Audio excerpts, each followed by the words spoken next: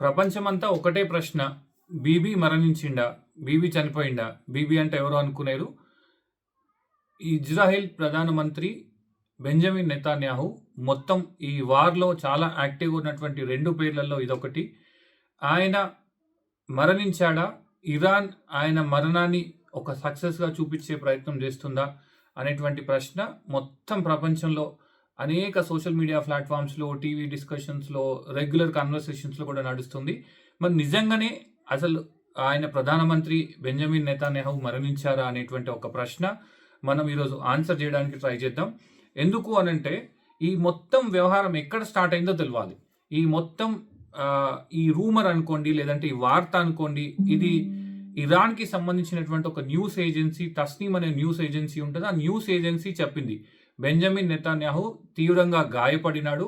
గాయపడి ఆయన చికిత్సకు రెస్పాండ్ గాక చనిపోయాడన్నటువంటి ఒక వార్తని ఏజెన్సీ స్టార్ట్ చేసింది. ఆ తర్వాత 2 రోజుల తర్వాత బెంజమిన్ నెతన్యాహు బయటకు వచ్చి ఒక ప్రెస్ కాన్ఫరెన్స్ కూడా అడ్రస్ చేసినారు. అడ్రస్ చేసిన సందర్భంగా ఒక వీడియో రూపంలో దాన్ని టెలికాస్ట్ చేసినారు. అయితే చాలా సందర్భాలలో ఆ వీడియోలో ఉన్నటువంటి ఇప్పుడు వచ్చినటువంటి ఆర్టిఫిషియల్ ఇంటెలిజెన్స్ అనుకోండి, ఇతరత్ర రీజన్స్ వల్ల ఆ వీడియోని చాలా డీప్‌గా పరిశీలించేటువంటి ప్రయత్నం చేసి కొంతమంది ఒక మాట ఏం చెప్పినారంటే, ఆ వీడియోలో ఆయనకి 6 వేళ్లున్నాయి. 6 వేళ్లు ఎలా ఉంటాయి? ఇది ఖచ్చితంగా ఆర్టిఫిషియల్ ఇంటెలిజెన్స్ వీడియో డీప్ ఫేక్‌తోని బెంజమిన్ నెతన్యాహు చనిపోయిన తర్వాత కూడా దాసిపెట్టి ఇజ్రాయెల్ యొక్క మనోస్థైర్యాన్ని నిలబెట్టడం కోసం ఒక ప్రయత్నం చేస్తున్నారు. బట్ రియాలిటీ ఏంటిదంటే ఆయన చనిపోయాడు. ఇది ఆర్టిఫిషియల్ ఇంటెలిజెన్స్ వీడియో అని చెప్పి అనేక పోస్టులు వచ్చినాయి.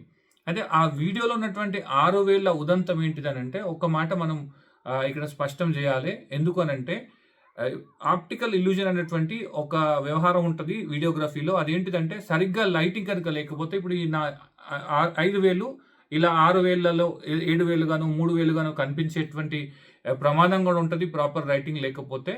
కాబట్టి ఆయన చేస్తున్నటువంటి వీడియో ప్రసంగం సందర్భంగా అది ఆ విధంగా కనిపించింది అనేటువంటి వార్తని చాలామంది ఫ్యాక్ట్ చెకర్స్, వీడియోగ్రఫీ నిపుణులు కూడా దాన్ని అనౌన్స్ చేసినారు. అయితే వెంటనే ఇంకొక వార్త ఏంటిదంటే నెతన్యాహు కొడుకు యాయిర్ నెతన్యాహు అని ఉంటారు. ఆయన సూపర్ యాక్టివ్ ఉంటారు ఇంటర్నెట్‌లో. ముఖ్యంగా ట్విట్టర్‌లో ఎప్పటికప్పుడు పోస్టులు చేస్తుంటారు. ఆయన లాస్ట్ 6 డేస్‌గా 6 రోజులుగా ఒక్క పోస్ట్ కూడా పెట్టలేదు. దాంతోని ఏమైందనంటే ఆయన తన తండ్రి యొక్క మరణానికి బాధపడుతున్నారు. ఆయన ఈ మొత్తం వ్యవహారానికి దూరంగా ఉన్నాడు. అందుకే ఆయన పోస్ట్ కూడా చేయట్లేదు అనేటువంటి ఇంకొక టైమ్ లైన్ కూడా తీసుకొచ్చినారు.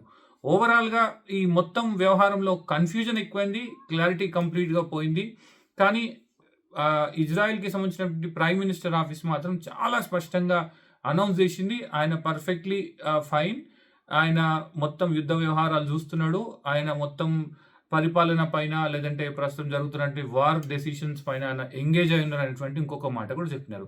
అయితే ఇప్పుడు ఒక ప్రశ్న ఏంటిదంటే నెతన్యాహు ఎప్పుడు యుద్ధమైనా వాళ్ళ దగ్గర జరిగినటువంటి దాడుల ప్రాంతాలను కూడా లాస్ట్ మంత్ ఈ మంత్ 9వ తారీఖు కూడా ఆయన క్షిపణి హిట్ చేసినటువంటి ప్లేసెస్‌ని కూడా వెళ్లి పరిశీలన చేస్తున్నాడు. మరి ఎందుకు 1 వీక్‌గా ఆయన గాయబైనాడు? ఎందుకు ప్రజల ముందుకు రావట్లేదు అనేటువంటి ఒక ప్రశ్న చాలామంది అడుగుతున్నారు. అది ఏమంటారు సమ్మతమైన ప్రశ్న. నిజంగానే ఆయన బతికి ఉంటే ఇంతకు ముందు కంటే భిన్నంగా ఎందుకు బయటకు రావట్లేదు? పబ్లిక్ అపియరెన్సెస్ ఎందుకు లేదు అని అడుగుతున్నారు. దీనికి ఒక రీజన్ ఏం చెప్తున్నారనంటే అటాక్స్ అనేది దాదాపు ఇప్పుడు యుద్ధం థర్డ్ ఫేజ్‌లో వెళ్ళింది. థర్డ్ వీక్‌లో కాబట్టి ఇది ఇంకా విపరీతమైనటువంటి అటాక్స్ చేస్తామని ఇరాన్ చెప్పడం జరుగుతుంది. దీనికి ఇంకో కారణం ఏంటంటే ఇరాన్‌కి సంబంధించినటువంటి 2 సుప్రీం లీడర్లను మేము చంపేసినాము. వాళ్ళు మా దాడిలో గాయపడి చనిపోయినారు అనేటువంటి వార్తని గానీ లేదంటే స్టేట్మెంట్స్‌ని డైరెక్ట్‌గా అటు యూఎస్ గానీ, ఇజ్రాయెల్ గానీ చెప్తుంది కాబట్టి దాని రిటాలియేటరీ ఎఫెక్ట్స్ ఎక్కువ ఉండేటువంటి అవకాశం ఉంది. కాబట్టి ఈ మొత్తం నెతన్యాహు ఫ్యామిలీని అండర్ గ్రౌండ్‌కి పంపించారు. ఒక సేఫ్ ప్లేస్ నుంచి వారిని రన్ చేస్తున్నటువంటి ఇంకొక కౌంటర్ ఆర్గ్యుమెంట్ కూడా వచ్చింది. బట్ ఇది కరెక్టా అనంటే కొంతవరకు నమ్మశక్యంగానే ఉంది. ఎందుకనంటే మొన్న ఆయన ప్రెస్ కాన్ఫరెన్స్‌లో ఉన్నటువంటి రిపోర్టర్స్ కూడా అంటే ఇజ్రాయెల్‌కి సంబంధించిన రిపోర్టర్స్, ఇంటర్నేషనల్ ఏజెన్సీస్ రిపోర్టర్స్ కూడా ఆయన నేరుగా మా ముందే అడ్రస్ చేసినారు. ఆయనకు మేము ప్రశ్నలు కూడా అడిగామనేటువంటి వార్తని కన్ఫర్మ్ చేసినారు. దీంతోని నెతన్యాహు మరణానికి సంబంధించినటువంటి ఒక రూమర్‌ని మనం నమ్మాల్సినటువంటి అవసరం లేదు. దీంతో పాటు ఇంకొక ఇంపార్టెంట్ పాయింట్‌ని మనం గుర్తుపెట్టుకోవాలి. వార్ ఎప్పుడు గూడా గ్రౌండ్‌లోనో లేదంటే ఆకాశంలోనో మిసైల్స్‌తో మాత్రమే కాదు, మనుషుల మైండ్ సెట్‌తో కూడా వార్ జరుగుతది. ఇది సెకండ్ వరల్డ్ వార్ అప్పుడు చూసినాము. హిట్లర్‌కి సంబంధించినటువంటి నాజీలు ఇతర దేశాల పైన కరపత్రాలు పంపించి, ఇతరత్రా సినిమాలతోని, వీడియోలతోని, రకరకాల మాధ్యమాలలో ఇతర దేశాలు బలహీనంగా ఉన్నాయి, జర్మనీ ముందు నిలబడలేరనేటువంటి ఒక సైకలాజికల్ వార్‌ఫేర్ కూడా జేసినారు. అక్కడే మనకు చాలామంది చెప్తారు కదా! గోబెల్స్ అనేటువంటి జోసెఫ్ గోబెల్స్ ప్రాపగాండా థియరీ గూడా అక్కడి నుంచే స్టార్ట్ అయింది. ఓవరాల్‌గా ఇప్పుడున్నటువంటి డిజిటల్ ఇంటర్‌ఫేస్‌లతోని కూడా విపరీతంగా సైకలాజికల్ వార్‌ఫేర్‌ని 2 వర్గాలు అటు ఇరాన్ గాని, లేదంటే అమెరికా, ఇజ్రాయెల్ కూడా చేస్తున్నాయి. ఎస్పెషల్లీ లాస్ట్ 1 వీక్‌గా యాక్చువల్ వార్ కంటే కూడా ఈ డిజిటల్ వార్, ఈ సైకలాజికల్ వార్‌ఫేర్ ఎక్కువ నడుస్తుంది.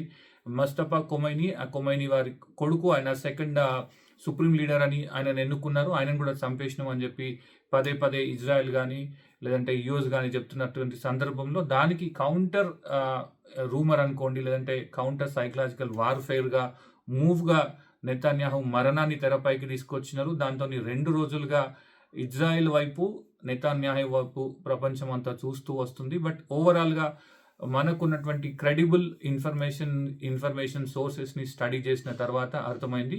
నెతన్యాహు చనిపోలేదు. నెతన్యాహు బతికే ఉన్నారు.